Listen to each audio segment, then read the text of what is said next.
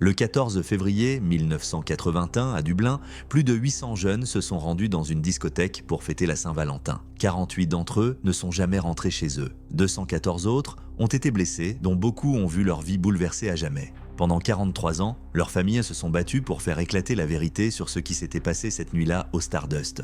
Pendant 43 ans, elles ont entendu la même chose. C'était un incendie criminel. Personne n'est responsable. Ce n'est qu'en 2024, après la plus longue enquête de l'histoire de l'Irlande, que la vérité a enfin été révélée. Pour comprendre comment une nuit d'amour s'est transformée en tragédie nationale, il faut revenir au Dublin du début des années 1980, dans un monde où les jeunes cherchaient le bonheur dans les boîtes de nuit, sans se douter du prix qu'une erreur apparemment insignifiante pouvait coûter. En 1981, les quartiers nord de Dublin, Arthur's Gate, Cully, Bonnybrook, étaient habités par des familles ouvrières dont les enfants grandissaient dans des conditions modestes, mais avec de grands rêves. Pour les jeunes de ces quartiers, les boîtes de nuit étaient le seul endroit où ils pouvaient se sentir comme des stars. Le Stardust, situé sur Kilmore Road, était plus qu'une simple discothèque, c'était un centre culturel pour les jeunes. Construit en 1948 pour abriter une usine alimentaire, le bâtiment a été transformé par la famille Butterley en un complexe de loisirs comprenant le pub Silver Swan, les salles de réception Lantern Rooms et la discothèque Stardust.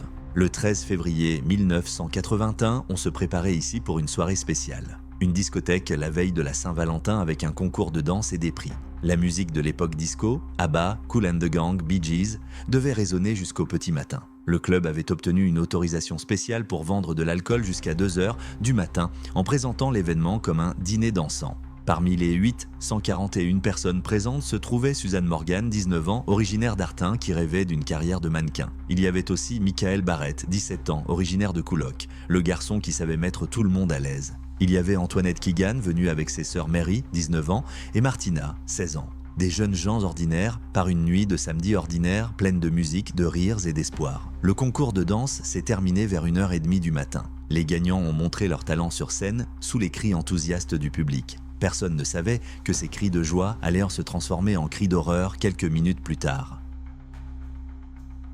Le bâtiment Stardust renfermait une combinaison mortelle de facteurs qui s'étaient accumulés au fil des années. La famille Butterley, propriétaire du complexe, économisait sur tout ce qui concernait la sécurité. Dans l'alcôve ouest, où se trouvaient généralement les visiteurs, le mobilier était recouvert de mousse de polyuréthane, un matériau qui dégage des gaz toxiques lorsqu'il brûle. Les murs du club étaient recouverts de dalles de moquette en fibres synthétiques. Dans une pièce de service à côté de l'alcôve, 45 bidons de 5 gallons d'huile végétale, des produits de nettoyage et du polish étaient entreposés. Les issues de secours étaient régulièrement verrouillées ou bloquées, les propriétaires craignant que les clients n'entrent sans billets. Les fenêtres du rez-de-chaussée étaient protégées par des grilles métalliques impossibles à retirer sans équipement spécial. Le personnel n'avait reçu aucune formation en matière de sécurité incendie. Mais l'élément le plus dangereux s'est avéré être l'armoire électrique de séchage dans le bar principal. Un appareil ordinaire destiné à sécher les serviettes et autres tissus. Elle n'était pas correctement isolée et ne disposait d'aucun système de prévention de la surchauffe. De nombreux éléments chauffants électriques fonctionnaient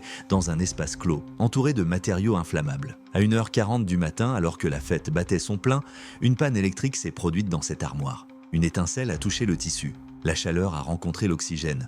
Un processus impossible à arrêter s'est alors déclenché. Les premiers à remarquer quelque chose d'anormal ont été les clients de l'alcôve ouest, qui ont senti une chaleur inhabituelle. Ils ont ensuite aperçu un petit feu derrière les stores à rouleaux qui masquaient en partie la zone technique. Les flammes semblaient minuscules et maîtrisées. Personne ne pouvait imaginer que 5 minutes plus tard, elles engloutiraient tout le club.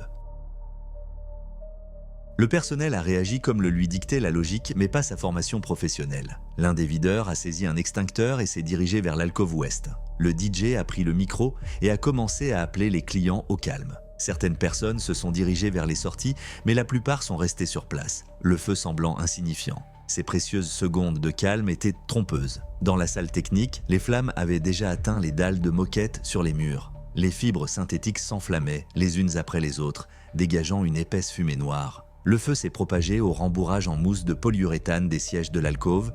1h43 du matin. La situation a radicalement changé. La mousse de polyuréthane dégage 2 gaz mortels lorsqu'elle brûle, le monoxyde de carbone et l'hydrogène cyanuré. Le premier provoque l'asphyxie et la perte de conscience, le second est extrêmement dangereux pour l'organisme. L'air dans la discothèque est devenu toxique. Les flammes alimentés par les matériaux inflammables, ont commencé à se propager rapidement sur les murs. Le videur armé d'un extincteur a reculé, la chaleur devenait insupportable. Le feu a atteint le plafond et une partie de la charpente s'est effondrée, projetant des particules incandescentes dans toute la pièce. 1h45 du matin, l'électricité a été coupée. Le Stardust a été plongé dans l'obscurité totale. Au cours de ces secondes critiques, 841 personnes ont été confrontées à une réalité à laquelle personne n'était préparé. L'éclairage de secours n'a pas fonctionné. Il n'y avait pas d'indication claire vers les sorties. Le personnel, qui avait reçu une formation minimale, a agi de manière chaotique. Certains employés ont tenté d'ouvrir les portes pour évacuer les passagers. D'autres les ont fermées, craignant que l'arrivée d'oxygène n'attise les flammes. La musique s'est tue. Les cris de joie ont fait place à des cris d'horreur. En 3 minutes, l'ambiance festive s'est transformée en une lutte pour la survie. Les gaz toxiques se propageaient plus vite que les gens ne pouvaient comprendre l'ampleur du danger. Dans l'obscurité totale, au milieu de la fumée et de la panique, la tragédie de l'évacuation a commencé. 841 personnes se sont précipitées vers les issues qui se sont avérées catastrophiquement peu nombreuses. De nombreuses issues de secours étaient enchaînées. Elles avaient été officiellement déverrouillées avant l'événement, mais les chaînes étaient restées sur les poignées, donnant l'impression que les portes étaient bloquées. Les visiteurs trébuchaient sur les tables et les chaises renversées dans la panique. Dans le chaos et l'obscurité, les gens ne voyaient pas les obstacles et tombaient. Certaines issues étaient bloquées de l'extérieur, des voitures et des poubelles étaient garées trop près des portes. La confusion autour des toilettes a été la pire erreur. Dans le chaos et l'obscurité, de nombreux visiteurs ont pris les portes des toilettes pour des issues de secours. Des dizaines de personnes se sont précipitées dans ces pièces étroites où les fenêtres étaient trop petites pour permettre l'évacuation. Elles se sont retrouvées piégées.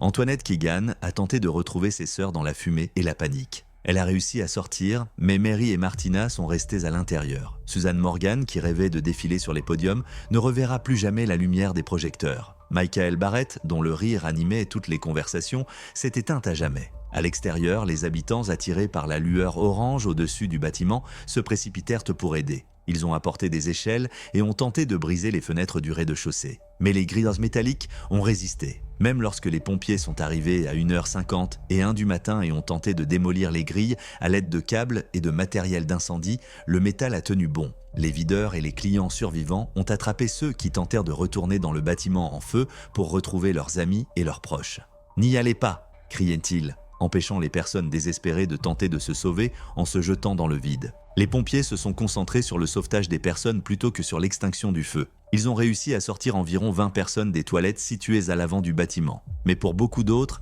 il était déjà trop tard. En quelques minutes, les gaz toxiques ont fait leur œuvre. Les concentrations élevées de monoxyde de carbone et d'acide cyanhydrique constituaient la principale menace. Beaucoup sont morts d'intoxication par les gaz toxiques plutôt que par le feu. Une fois l'incendie éteint, le bilan était effroyable. 48 personnes ont perdu la vie, 41 sur place et 7 à l'hôpital. 214 autres ont été blessés plus ou moins gravement. L'identification de cette victime a pris plus de 2 décennies. Parmi les victimes, on comptait 23 femmes et 25 hommes. La plus jeune victime avait 16 ans, la plus âgée 27 ans. L'âge moyen des victimes était de 19 ans. Toute une génération de jeunes Dublinois a disparu en une nuit.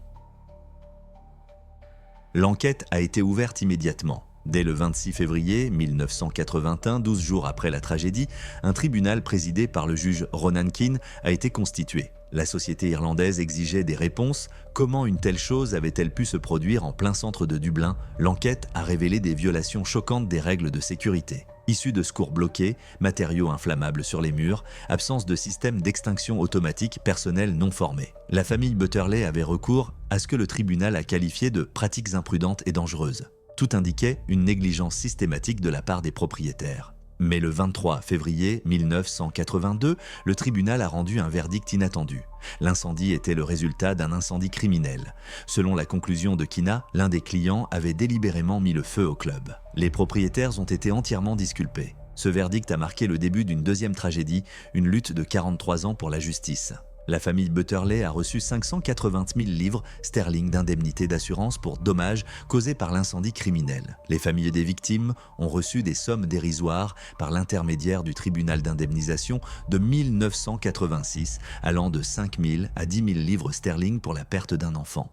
Pour les parents, ce n'était pas seulement une insulte, c'était une négation de leur droit à la vérité. John Keegan, qui a enterré ses filles Mary et Martina, ne pouvait accepter la version de l'incendie criminel. Il a fondé le comité des victimes du Stardust, qui est devenu le centre de la résistance contre les mensonges officiels. Les familles ont organisé des marches, recueilli des signatures et rencontré des politiciens. En 2006, elles ont empêché la famille Butterley d'ouvrir un pub sur le site de la tragédie. Des dizaines de personnes brandissant des photos des enfants décédés ont formé un mur vivant contre le cynisme. La première avancée a eu lieu en 2009 lorsque le procureur général a annulé la conclusion d'un incendie criminel en raison du manque de preuves. Mais les familles en voulaient plus. Une nouvelle enquête approfondie qui établirait les véritables causes de la tragédie. John Keegan est décédé en 2017 sans avoir obtenu justice. Mais sa fille Antoinette, qui a survécu à l'incendie et perdu ses sœurs, a poursuivi le combat commencé par son père. En 2019, le procureur général a enfin ordonné une nouvelle enquête. Le 18 avril 2024, 43 ans après la tragédie, la coroner Mairead Foley a rendu le verdict de la nouvelle enquête. Les 48 victimes sont toutes décédées des suites d'un homicide par négligence. L'incendie a été causé par un défaut électrique dans un sèche-linge et les décès par des violations systématiques des règles de sécurité. Antoinette Keegan se tenait dans la salle d'audience partagée entre la joie et la tristesse. « Papa avait raison », a-t-elle déclaré aux journalistes. « Mary et Martina ne sont pas mortes dans un incendie criminel. Elles sont mortes parce que ceux qui étaient censés les protéger les ont laissées tomber. » Le 23 avril 2024, le Premier ministre Simon Harris a présenté des excuses officielles au nom de l'État. « Le système vous a laissé tomber », a-t-il déclaré aux familles des victimes. « Nous regrettons la douleur que vous avez endurée et les années pendant lesquelles on ne vous a pas cru. » En août 2024, le gouvernement a annoncé un plan d'indemnisation de 24 millions d'euros pour les survivants et les familles des victimes. L'argent ne pouvait pas ramener les vies perdues, mais il symbolisait la reconnaissance de la vérité. Le 23 juin 2024, le président irlandais Michael D. Higgins